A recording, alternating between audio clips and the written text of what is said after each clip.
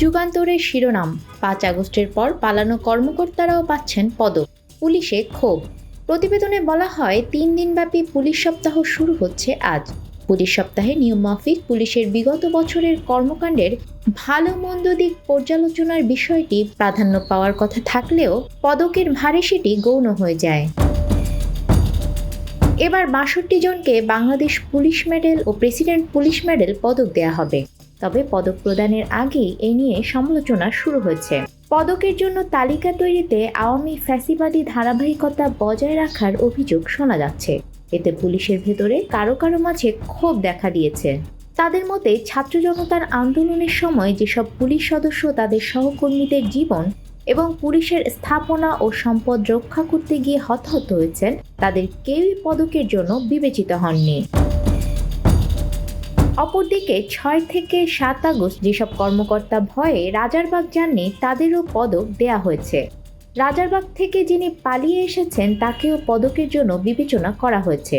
বন্যার সময় কুমিল্লায় ত্রাণ বিতরণকালে মঞ্চে উঠতে না দেয়া, রংপুরের সুধী সমাবেশে যে কর্মকর্তাকে গালাগাল করা হয়েছে এবং ব্যর্থতার দায়ে যাদের দায়িত্ব থেকে সরিয়ে দেওয়া হয়েছে, তারাও পদক পাচ্ছেন।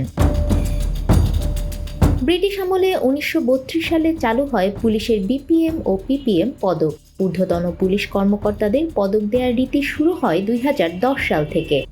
বান্ডেল থাকলে প্রতি সেনমানিতে টাকা বাঁচবে। বিকাশ সেনমানি বান্ডেল কিনে জিতুন প্রতি লেনদেনে।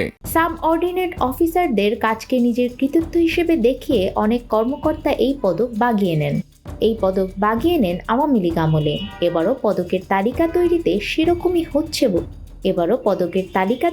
সেরকমই হয়েছে বলে জানা গেছে। পদকের জন্য যে ৬২ জনকে বিবেচনা করা হয়েছে, তাদের মধ্যে ২১ জনই সুপিরিয়র কর্মকর্তা।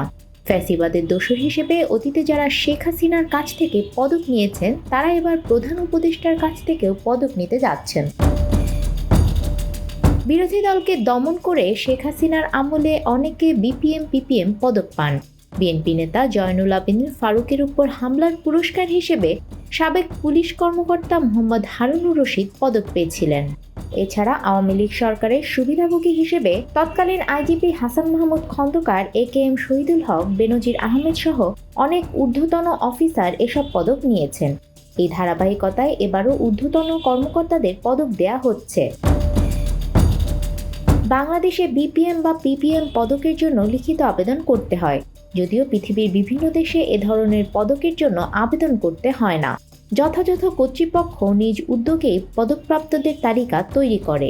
খোঁজ নিয়ে জানা যায় ১৫ বছরে প্রায় ২,০০০ পুলিশ সদস্যকে বিপিএম ও পিপিএম পদক দেয়া হয়।